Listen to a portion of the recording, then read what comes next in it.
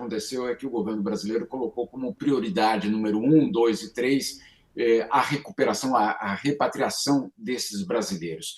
Isso porque, claro, qualquer tipo de ataque que resultasse na morte ou ferimento de algum deles seria, claro, considerado como eu diria até um problema diplomático, mas, acima de tudo, com um custo político para o próprio governo, que poderia ser, inclusive, elevado. Portanto, a prioridade era retirar esses brasileiros e seus parentes ali de Gaza. Tanto que, para garantir isso, qualquer outro tipo de ruído, qualquer outro tipo de polêmica foi abafada. E aí estamos falando, claro, do comportamento do embaixador de Israel em Brasília, da polêmica, inclusive, entre o Mossad e a Polícia Federal. Tudo isso foi colocado de lado para garantir que não houvesse nenhum tipo de ruído, que os brasileiros pudessem sair. Esses 32 brasileiros decolaram hoje pela manhã do Cairo, fazem uma parada em Las Palmas, na Espanha, depois em Recife, e daí finalmente chegam a Brasília. Isso, claro, por conta da autonomia da aeronave. Agora, eles não são os últimos, vamos dizer assim. Não se encerra ali a história. Porque hoje eu conversava, antes do embarque, eu conversava com o Hassan. Hassan é o brasileiro que estava em Gaza, que fez todas as filmagens, que a gente acompanhou nas redes sociais. Conversava com ele e perguntava: e aí, esse mesmo aí que vocês estão vendo aqui em primeiro plano, esse é o Hassan. E eu perguntava: e aí, qual é o teu plano quando você chegar ao Brasil? E ele foi muito claro: trazer o resto da minha família. Ou seja, são outras 3 pessoas, no caso dele especificamente, são outras 3 pessoas que ficaram em Gaza. Nem todos têm passaporte brasileiro. Na verdade, não é essa a grande massa, mas são principalmente os parentes desses brasileiros que já estão saindo de Gaza.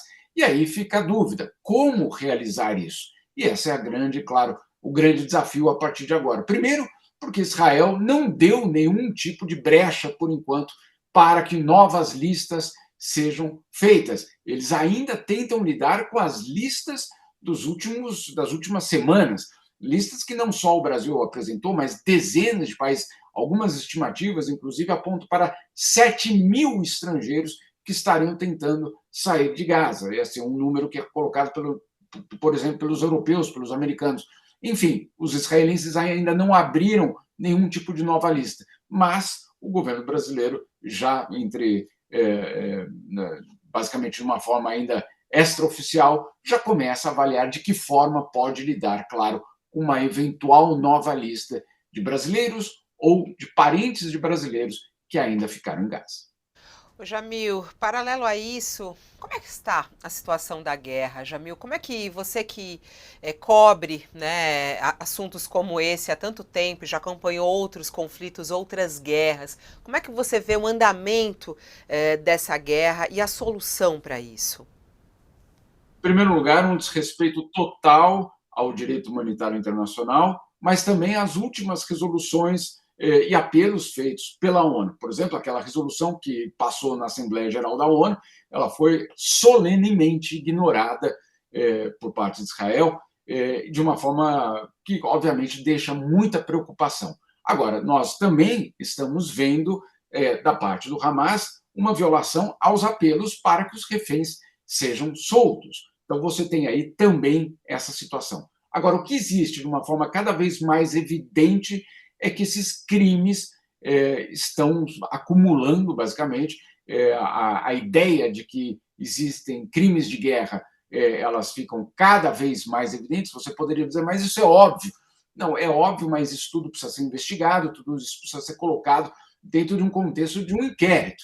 Né? E o que está acontecendo neste momento é que, sim, essas evidências já indicam não apenas crimes de guerra, mas, eventualmente, crimes contra a humanidade e genocídio. É difícil falar ainda neste momento, alguns falam, mas é óbvio, olhe as imagens. Bom, a justiça internacional não funciona apenas com base em imagens, obviamente. Agora, fica cada vez mais evidente que existe um desrespeito completo ao direito humanitário internacional. Qual é o bastidor, vamos dizer assim, da parte diplomática? O que é que tem sido tentado? um acordo justamente entre Estados Unidos, Catar, Israel, Egito e o próprio Hamas para estabelecer algum tipo de cessar-fogo. E aí é que vem o problema. Sob quais condições? Uma delas é de que o Hamas solte, libere reféns, pelo menos uma dúzia ou mais de reféns israelenses, principalmente os idosos e as crianças, em troca de uma pausa na guerra. Essa é a proposta dos mediadores, mas nem o Hamas e nem Israel, pelo menos por enquanto, tenha apontado nessa direção.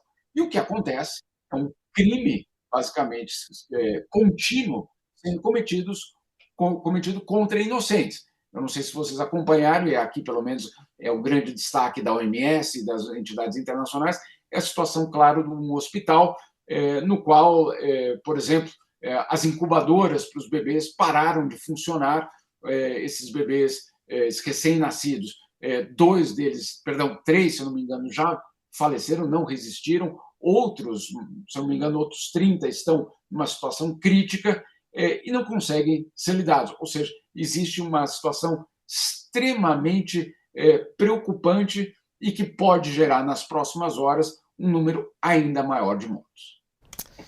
É isso. Tem essa informação também que a gente está divulgando aqui na nossa página sobre o Israel ter encontrado armas em escolas, né? A informação é que tropas de Israel encontraram armas do Hamas em escolas em Gaza. Isso foi uma informação divulgada hoje.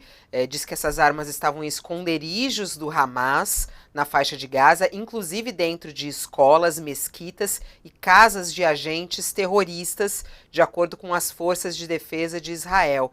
Israel tem divulgado essas informações sobre essa caça que eles fazem, né, ao Hamas, ô Jamil. E aí também para trazer também um pouco de informações e compensar o outro lado do que eles estão sendo atacados, né? Como é que você vê essas narrativas, inclusive, do governo de Israel e quando eles trazem essa informação de armas encontradas em escolas? Fabiola, mesmo que seja verdade, eu não estou dizendo que não é verdade, mas mesmo que seja verdade a descoberta de armas numa escola ou de que o Hamas esteja utilizando um hospital como um escudo, mesmo que tudo isso seja verdade, não há nenhuma justificativa para que esses ataques resultem em, como é colocado, danos colaterais. O que são danos colaterais? 11 mil mortos. Você não pode chamar de dano colateral a morte de 11 mil inocentes. Né? Então, obviamente, isso não se justifica, não há nada no direito internacional, nem no direito humanitário, que diga: olha, já que você encontrou essas armas nesse local que não não deveria ser um alvo, vocês estão autorizados a atacá-lo. Não, nem o Hamas está certo em usar como escudo humano, mas nem o outro lado tem qualquer tipo de legitimidade em fazer esse ataque só porque existe, basicamente, uma violação de um lado.